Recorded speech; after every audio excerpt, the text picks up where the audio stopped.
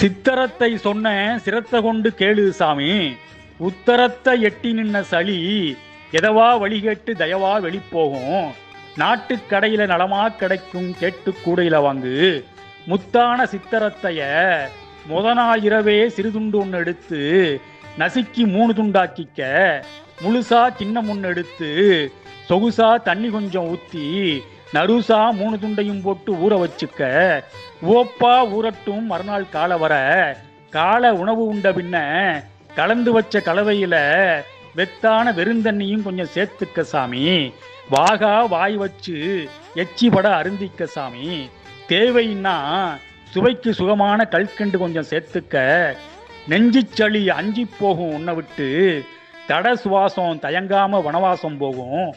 சுக சுவாசம் சகவாசம் ஆகும். வாட்டி வதச்ச இருமல் தோண்டி புதைச்ச குப்பையா மறையும். மகிழ்ந்த வாழ்வு மலரா மலரும் சாமி.